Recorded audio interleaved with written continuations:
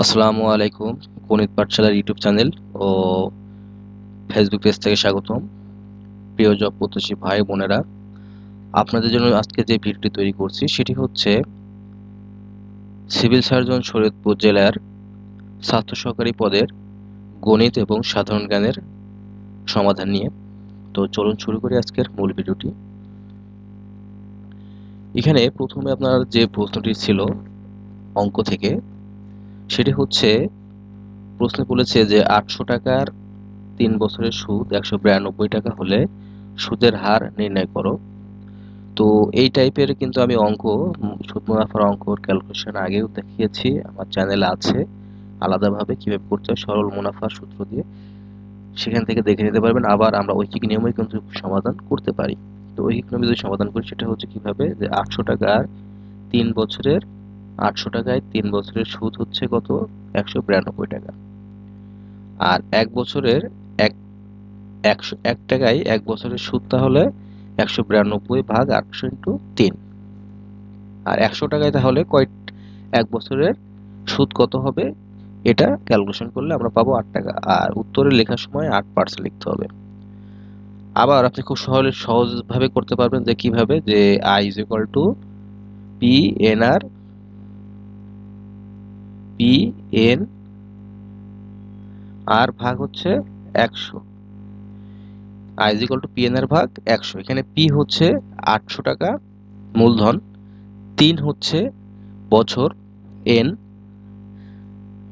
আর এখানে হচ্ছে আপনার আর নির্ণয় করতে হবে। সুতরাং এখানে আপনার আর এর মানটা রেখে দিতে হবে, আয়ের মানটা বসাইতে হবে। তাহলে আয়ের মান কত, আয় হচ্ছে সুদ, ইন্টারেস্ট 192 টাকা।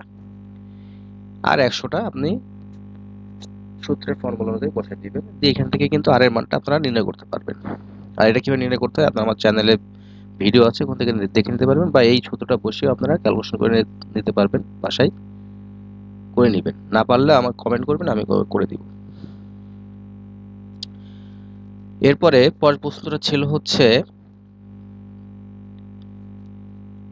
আমার চ্যানেলে আপনারা যারা নতুন আছেন তারা অবশ্যই চ্যানেলটি সাবস্ক্রাইব করবেন, আর পরবর্তী সকল ভিডিও এবং রিসেন্ট পরীক্ষাগুলোর সমাধান পাওয়ার জন্য বেল বাটন প্রেস করে রাখবেন, যাতে করে সমস্ত ভিডিওগুলোর আপডেট সহজে পেয়ে যান।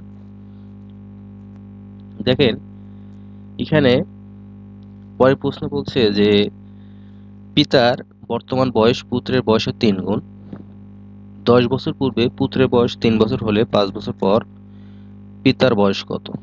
এখানে তাহলে প্রশ্নটা একটু বুঝেন, সহজে আনসার করতে পারবেন। পিতার বর্তমান বয়স পুত্রের বয়সের 3 গুণ। 10 বছর পূর্বে পুত্রের বয়স 3 বছর, তাহলে 10 বছর পূর্বে, অর্থাৎ এখন থেকে যদি আপনার 10 বছর পূর্বে পিতার বয়স 3 বছর হয়, তাহলে বর্তমানে বয়স কত হবে। পূর্বের 10 আর এখন 3, 13 বছর, অর্থাৎ পুত্রের বর্তমান বয়স 13 বছর। এখন বলেছে যে পিতার বর্তমান বয়স পুত্রের বয়সের 3 গুণ, তাহলে পিতার বর্তমান বয়স কি হবে, 13 সাথে 3 গুণ হবে, অর্থাৎ 39 বছর হবে। এখন বলেছে 5 বছর পরে পিতার বয়স কত হবে। তাহলে এখন যদি বর্তমান বয়স যদি পিতার 39 হয়, তাহলে আগামী 5 বছরের বয়স কি আরো বাড়বে, অর্থাৎ 39 সাথে 5 যোগ হবে, তাহলে 44 বছর হবে। এটাই হচ্ছে উত্তর। খুব সহজ অঙ্ক। এরপরে উৎপাদকের বিশ্লেষণ থেকে একটা অঙ্ক ছিল, এটি হচ্ছে খুব সহজ। x² + 2x - 15। তো দেখেন এখানে জাস্ট 15কে মিডিলের আমাদের করার যে নিয়ম, সেটা হচ্ছে 15কে ডিভাইডেড করতে হবে, দিয়ে এটা যোগ বিয়োগ করে 2x তৈরি করতে হবে। তো এখন 3 আর 5, 15কে আমরা ভাঙতে পারি, 3 × 5 = 15, এবং 5 থেকে 3 বিয়োগ করলে আমার 2 হয়। ঠিক সেই অনুযায়ী দেখেন x² লিখলাম, 5x + 5x - 3x, যেহেতু এখানে প্লাস আছে তাই বড় সংখ্যাটির আগে প্লাস দিচ্ছি, আর -15। এখন এই দুইটার ভিতরে কমন যায় হচ্ছে 5, x কমন যায়, x কমন যায়, তাহলে x + 5 থাকলো। এখান থেকে 3 কমন যাচ্ছে, এই দুটা থেকে 3 কমন যায়, 3 থাকে, x - 5, তাহলে x + 5 নিলাম, আর x আর এই -3, x - 3, এটাই হচ্ছে আনসার। এরপরে বীজগাণিতিক মান নির্ণয় থেকে একটা অঙ্ক ছিল আপনার, এটি বলছে a প্লাস বি ইকুয়াল 8 এবং a b সমান 15 হলে a স্কয়ার প্লাস বি স্কয়ারের মান কত। তো a স্কয়ার প্লাস বি স্কয়ারের মানটা যদি সূত্রটা যদি আপনারা বসিয়ে দেন সহজে অঙ্কটা শেষ সমাধান হয়ে যাবে।